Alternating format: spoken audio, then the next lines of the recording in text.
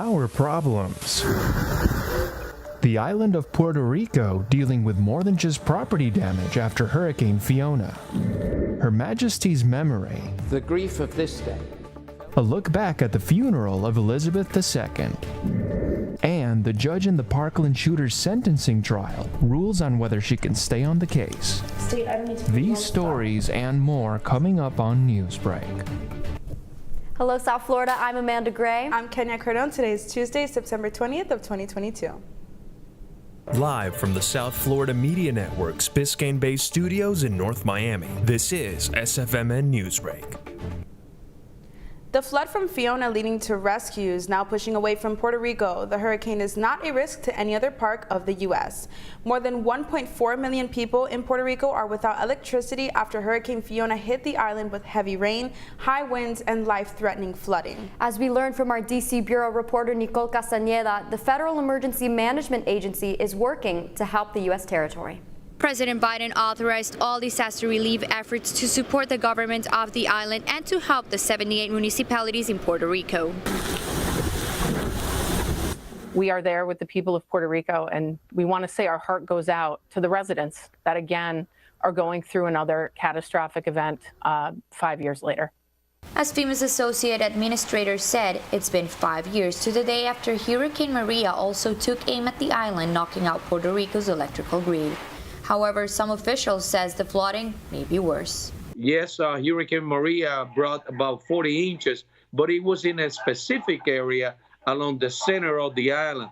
That's not the case with Hurricane Fiona. It brought rain all over the island, and many of the areas and suburban areas were completely flooded. The floodwaters are near the Guanajibo River, which has hit the height record of nearly 30 feet. As Governor of Puerto Rico says, this catastrophe still has a long way to go. We're still in the middle of this event. We're basically responding at this point.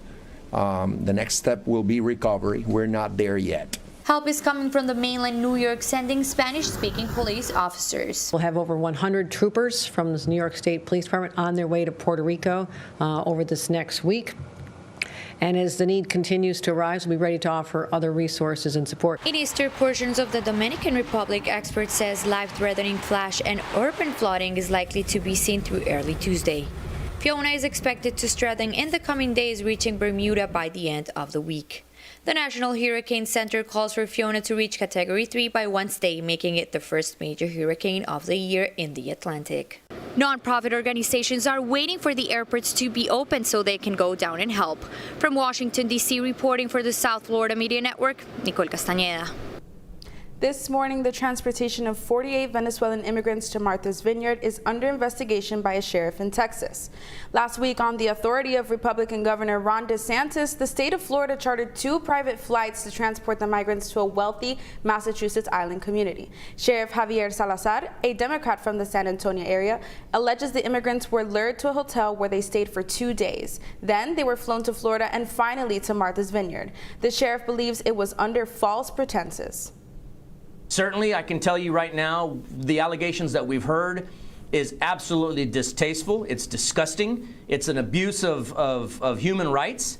But I would like to find out sooner rather than later what charges, if any, are going to apply and to whom.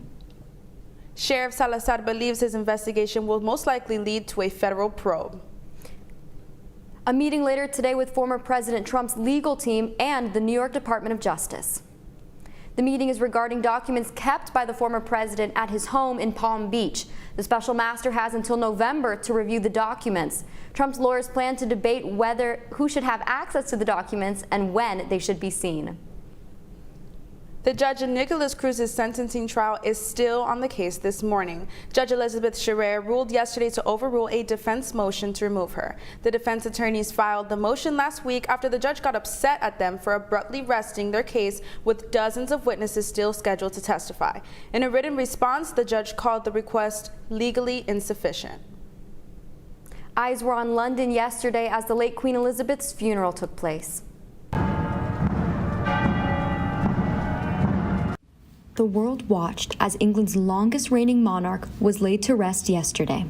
Queen Elizabeth II's funeral took place at Westminster Abbey in London, where world leaders and the royal family gathered to mourn. Outside, thousands of people took to the streets to pay their respects to the late Queen. She's done a lot for us. She's been to Ghana. She actually danced with our first president, Kwame Nkrumah, and for that reason, we adore her. While others hosted watch parties in homes and restaurants. Queen Elizabeth II ruled for 70 years and was remembered fondly by President Biden, who delivered remarks yesterday in London. She was the same in person as her image, decent, honorable, and all about service. So to all the people of England, all the people of the United Kingdom, our hearts go out to you, and you were fortunate to have had her for 70 years. We all were. King Charles III appeared somber at the funeral and placed a handwritten note on his mother's casket, which read, "In loving and devoted memory, Charles R." The Queen is taking her last trip to Windsor Castle, where she will be buried with her husband of 74 years, Prince Philip. Following the funeral, the United Kingdom can expect to see big changes coming its way, including changing the face on the currency to King Charles and ending the national anthem with God Save the King. After an emotional hearing, a judge vacates the murder conviction of Adnan Syed. The former subject of the Serial podcast will await a new trial of the dismissal of his case after being charged with the killing of Hae-Min Lee. The judge dismissed the conviction after explaining court material was not handed over to defense attorneys and 2 suspects were not properly cleared. The Marlins are back at home and hoping to start a winning streak. That's still ahead, and so is this story. F the apocalypse, like I'm just gonna make barbecue and then A pop-up restaurant in South Florida is about to move into a more permanent location. Newsbreak will be back in just 2 minutes. Type 2 diabetes can have a big impact on your life. But how can it be prevented? Well, the first step is knowing if you have something called prediabetes. Take the 1-minute risk test today at doihaveprediabetes.org. I know kids worry about a lot of things. Getting enough food to eat shouldn't be one of them. Through a nationwide network of food banks, Feeding America serves virtually every community in the United States. See how you can help your community. Visit feedingamerica.org.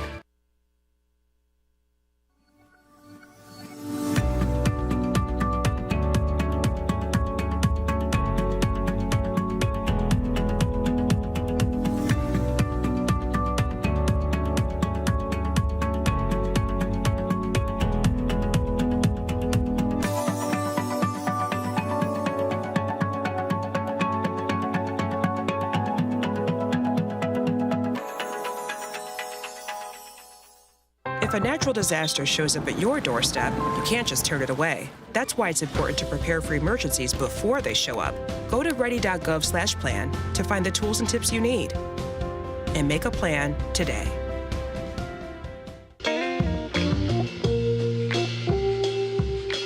You really have done as much for us as you think we've done for you.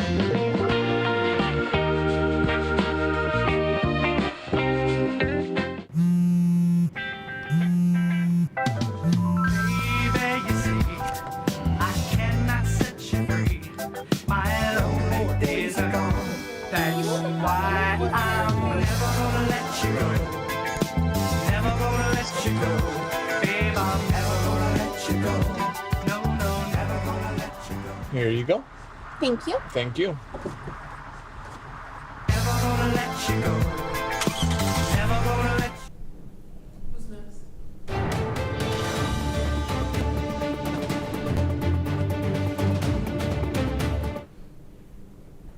A pop-up inspired by the pandemic is about to see a big change.